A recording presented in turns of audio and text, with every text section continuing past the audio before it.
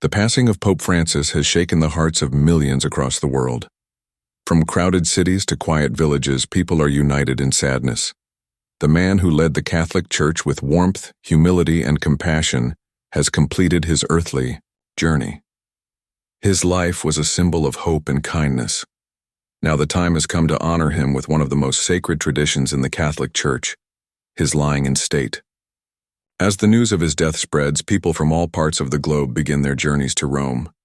Some travel by plane, others by bus, train, or even on foot.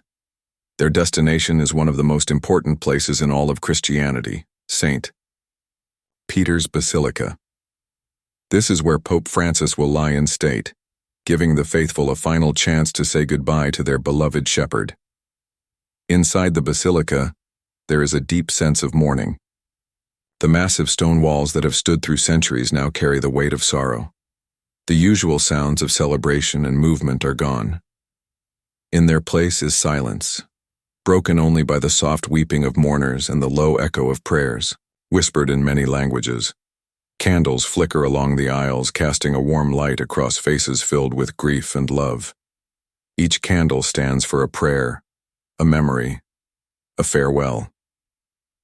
The basilica's majestic interior, filled with art and history, becomes more than a structure.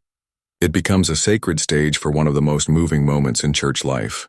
It is here that the people will come, young and old, rich and poor, to stand before the body of Pope Francis and reflect on his life and teachings. They come not just to witness history, but to participate in it. The tradition of lying in state is a centuries-old practice both within and beyond the church. In the case of a pope, it is not only a farewell, but a public moment of connection. It allows people to come together in shared grief and prayer. The pope is more than a religious leader. He is a spiritual father to more than 1 billion people. His presence during the lying in state reminds the faithful of the sacred bond between the shepherd and his flock, a bond that continues even in death. Pope Francis will be dressed in his papal vestments. These garments symbolize his role as the spiritual leader of the Church and his service to God and humanity. His face will carry the calm and peace of a man who lived a life of deep faith. Though he is no longer alive, his presence remains powerful. The body of the Pope is placed, with care, often near the altar of the confession, a sacred place located above the tomb of St. Peter, the first Pope. This location is chosen with deep meaning. It reminds everyone that Pope Francis was part of a long, unbroken line of leaders that began with the apostle chosen by Jesus himself. As the faithful walk past his body, many will stop to pray. Some will cross themselves. Others will bow or kneel. Some will weep. Some will smile through their tears, remembering the Pope's gentle humor and his ever-present message of mercy. This moment is not only about sorrow, it is also a moment of thanksgiving for a life that touched millions and for a leader who made the church feel closer and more caring. The atmosphere inside St. Peter's will be carefully prepared. Every part of the basilica will reflect the seriousness and holiness of the event. Lighting will be gentle and respectful.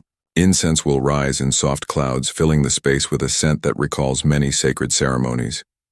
Flowers, simple yet beautiful, will be placed around the area where the Pope lies, symbolizing life, hope, and the promise of resurrection. Near the body, the pontifical Swiss Guard will stand on watch. These guards, known for their colorful uniforms and deep loyalty, have protected popes for centuries. But during the lying in state, their duty takes on a new meaning. They do not just guard the Pope, they honor him. Their stillness and quiet strength add to the sacredness of the moment.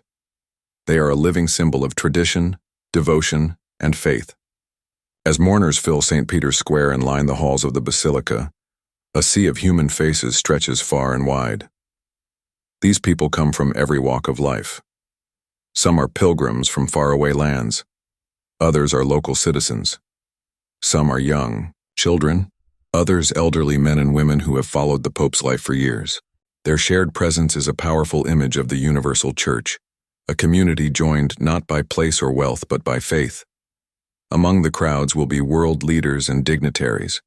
Kings, presidents, religious figures, and ambassadors will make their way to Rome to pay their respects. They do so not only out of duty, but because Pope Francis was a global figure. He spoke to all people, not just Catholics. He spoke about peace, justice, care for the poor, and the need for kindness in a divided world. He reached across borders and built bridges where walls once stood.